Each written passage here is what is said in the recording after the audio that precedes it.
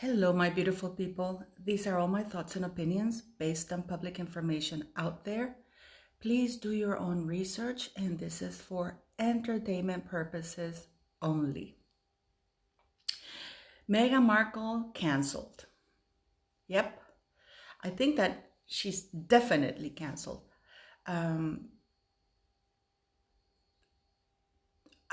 thank you for the live yesterday. I had a lot of fun. Thank you guys also. It was fun. Thank you. I was thinking, you guys have all by now read the emails between and the talking points that Meghan Markle gave Jason Knov, that Samantha Markle got pregnant by 3 different men, that Samantha Markle lost custody of her 3 children, that Samantha Markle quit high school, right? This is a woman, and Samantha is now looking for a lawyer in London.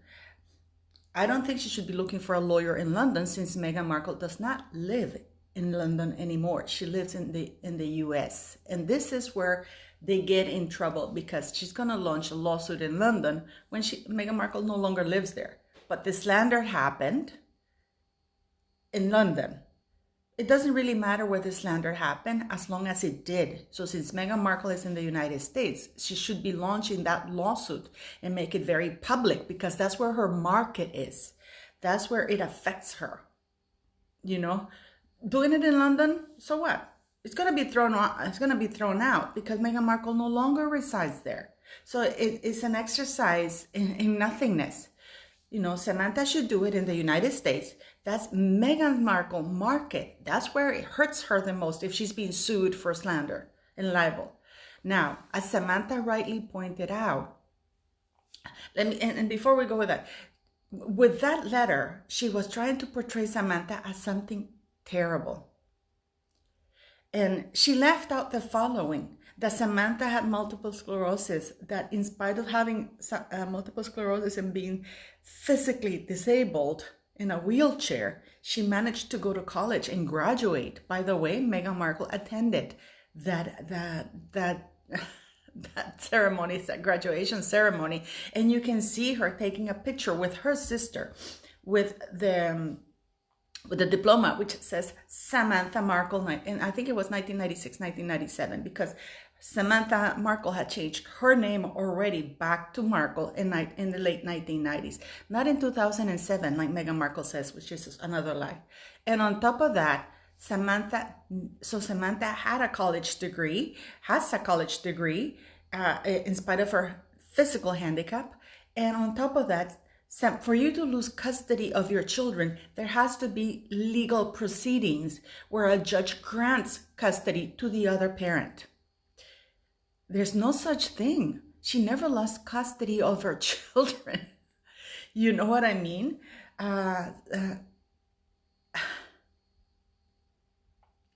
It is incredible, that because when Samantha found out that she couldn't walk anymore, it was harder for her to care for her children with multiple sclerosis. So she asked for the father to help. That's it. She never lost custody of her children. So do you understand how disgusting Meghan Markle is? Now, in the text between her and her pal, Jason Knov, which I'm very surprised he's still working for the Royal Foundation. He finishes in December 2021, but he's still working for them. He went from working from, of course, he went to work with Prince William because Harry was gone. So, and he was working for the both of them. So it wasn't that he quit for the Sussex and went to work for William. No, it was just that, since the Sussex were gone, he was left to work with William, and he finishes his job now in December.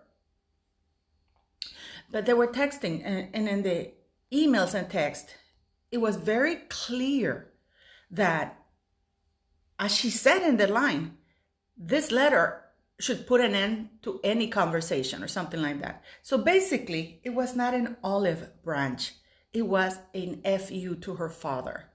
and the way she was portraying her. I was reading that letter, and you would think that she's reading about an enemy, somebody who has done something really terrible.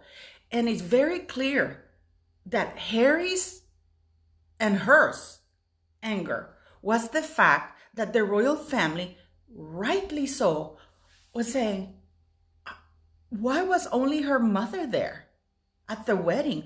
Why don't you go meet her father? Her siblings. But from what we've seen that she wrote to Knov, she had sold a completely different story. And I'm pretty sure that the royal family had already investigated that all the claims she was saying about Samantha, for example, were lies. That the fact that she never cared for her grandmother. I'm still chuckling about that. So,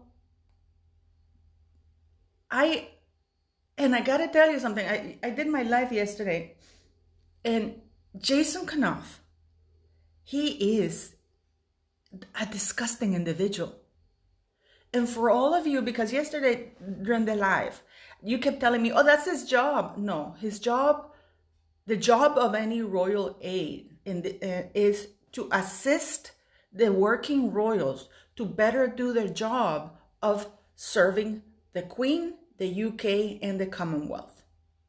Even Princess Diana didn't use the staff. She used her friend to give the info to Andrew Morton. She didn't involve any staff. And now, his job was not to be doing what he was doing. And I was reading those emails and text messages. Oh, you have to be harder. You have to be... was this guy for real? Is this guy for real? And this is a professional that the UK people are paying for, because let me tell you something. He's getting paid for by the UK. Tax money. It's not getting paid out of Prince William's pocket or Prince Harry's pocket. He's getting paid by the UK taxpayers because he was hired to assist.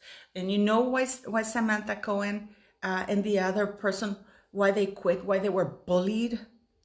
Because they refused to collude, be accomplices to Meghans Lies, abusive behavior, and harassment of her own family and anyone and anybody around who dared say no to her or to point out to her, you can't do that. You can't do that. That's not my job. My job is to better assist you with being a good crown representative.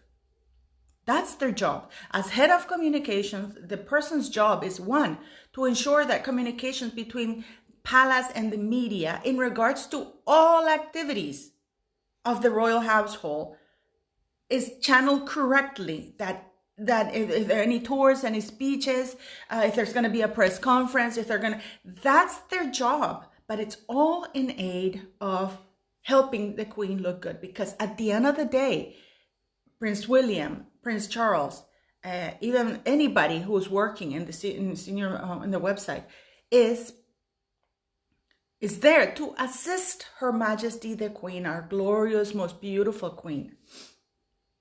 It's not to, I'm going to do this, I'm going to get... So we've seen that Jason Knov was not doing his job. And Samantha Cohen and the other one, and the other PA got fired, got harassed, got bullied because they said, no, you can't do that. If you want to have an autobiography, it has to be authorized, and we will provide communications, because that's what it happens when there's an autobiography that's authorized by Palace. They open, Prince Philip had one done. I think the Queen had one done. Charles had one done, or something like that. They're all authorized, and they all are invited into Palace. What can we give you? It's done in the up and up. Now, please keep in mind the following two things. One, Jason Knov is talking to Omid Scobie, and he's saying, this is at the end of November, in December 2018. And he's saying that Omid Scobie is going to portray her as this glorious thing, that the article is going to be in favor of her. And that his target is, not to worry, because the US market is the main target. Why would a staff member, the heads of communications for the British monarchy, be happy that a book or anything for members of the royal family, because at that time, Harry and Meghan, as according to everybody in the world, were happy in the royal family. So why would he be advising or encouraging a focus on a foreign market when he should be telling them that the market, the only market, and there shouldn't be a market at all because they're working royals, they're senior working members of the royal family. So they shouldn't even be concerning themselves with anybody else in the world but England, Great Britain. But no, our focus is this US market, and don't worry, Omid said that he's going to make you look good over there. Why is this man still working for the royal family? Why has this man not been vilified? This man should have been fired because those exchanges, those email, those text exchanges were awful. And Mr. Markle, you don't buy this scum a beer. I'm sorry, I don't know if I don't think Mr. Markle had read the extent of communications between Jason Knov and Meghan, that he was actually urging her to be nasty. In one of the text messages, it says, oh, and you did everything you could. You even offered him a car. You even offered this. You even offered that. And he didn't reply to you. Could it have to do with the fact that he had a major heart operation? He had a stent put in and he wasn't really available to answer calls at that time or nasty text messages? Now, Jason Knov has come, I don't know how credible he is. Jason Knov has come out and said that they told Meghan that they would offer help, that the palace should organize something for Mr. Markle, just like they had organized it for Doria. And Meghan refused. She said she would take care of it. So we only have her word to go for it, that she offered to arrange a car. I really think that she did it when she knew that her father was, because now that he's come out in court, he was basically keeping her updated of everything, that she chose to ignore him. And it's like saying, you know what, I'm going to have a heart attack. Oh, really? Not even acknowledging that he's having a heart attack. I'm going to send a car for you to come to the wedding. And he's like, and then he goes into the hospital. He's being operated. He can't answer that for 2-3 days or maybe 4 because of his age. It might have been out a little bit longer. But she knows he's having a heart attack. And then, you know what's more disgusting? Jason Knov, when he said, start with the heart attack, and he put it in inverted commas as doubting it. It is not heroic that he came out right now. And the Daily Mail should really sue him because, he said that he wanted to remain neutral with the first thing. When you are ordered to give testimony for something, you have to give it. Withholding information that is vital to a trial, it's also a crime. He was asked to provide evidence to see whether her claims were true or not, and he knew that they were not. And I think that the reason why he withheld it is because he looked bad. He would come across as the sleazeball he is, because him and Meghan Markle. This is why Meghan Markle said to him, please don't tell to Samantha Cohen, because she knew that Samantha Cohen would say, what is going on here? And the email that Harry sent, that it said that he copied Samantha Cohen, and he apologized for copying her because he probably slipped and Samantha Cohen found out about it. And I think this is when the royal family really, really had enough. And I think that conversations were had. Recollections do not vary in this instance.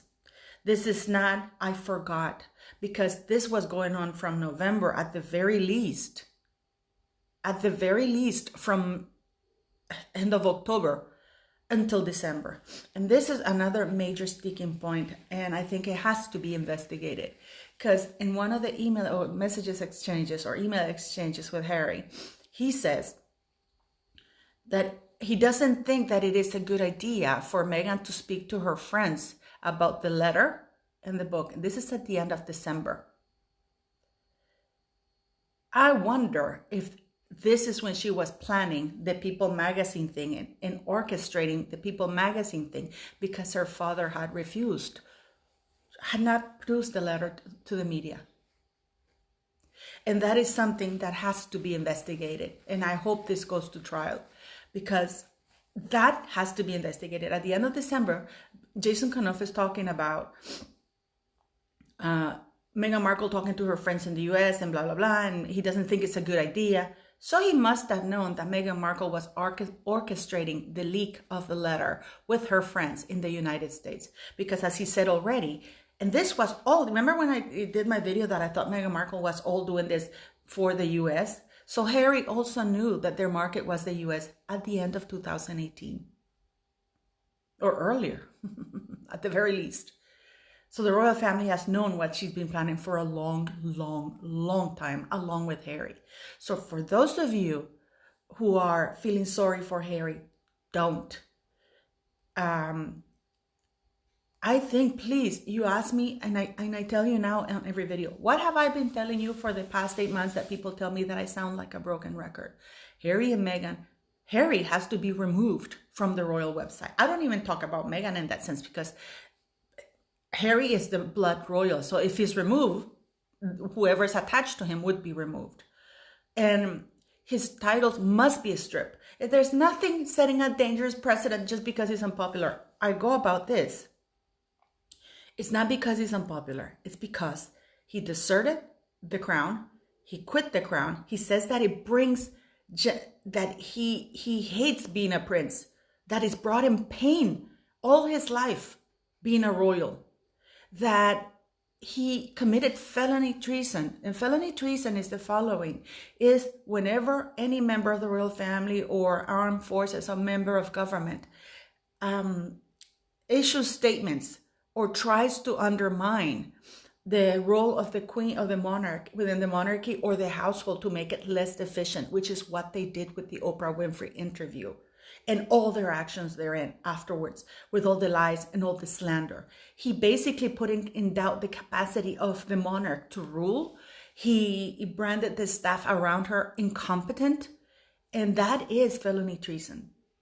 Number 4, they have engaged in political issues, because when Meghan Markle calls, she's not calling even as Meghan Markle, Meghan Sussex, or Meghan Mountbatten Windsor. She's calling on behalf of a royal household representing the British monarchy. And they are still on that website. So when you ask me what to do, go to the royal family, Kensington Royal and Clarence House Twitter and Instagram accounts, because they are very public forums, and respectfully ask for the Queen to remove Harry, Prince Harry, nor Meghan Markle, to remove Prince Harry from the royal website and to ban him from using all titles except for royal engagements, since they refuse to strip him. Do that. Just say that. Ma'am, with all due respect, please remove Prince Harry from the royal website, since he's no longer a working member, and ban him from using all royal titles except for royal engagements. Then he won't be able to call himself prince. He won't be able to call himself duke in public, only if there were royal engagements in London or England that the Queen sanctions. And game over. It's time to cancel the Markle. And it's, you know, and I did a post because something was, this is a little bit of gossip, because something was bugging me, you know. I saw the dress go and I thought, wow, she looks really dark, because if you see her in other pictures, she looks really white because she's white, you know. And then, you know, she moved a little bit, and then I saw the tan line around her breast. I posted it on the preview. I just posted it on my YouTube account. And I posted, and I pointed an arrow, because basically she spray tanned herself darker to look darker. But they didn't do a very good job, because if she's going to pretend to be dark, she should at least spray the whole breast area. Unless of course, that would taint the dress and she needed to return the dress. You know what I mean? But it's disgusting. What do you people think? And remember, these are all my thoughts and opinions. If you like my videos, please like, share, and subscribe, okay? And thank you once again, Sky. Thank you. Bye-bye.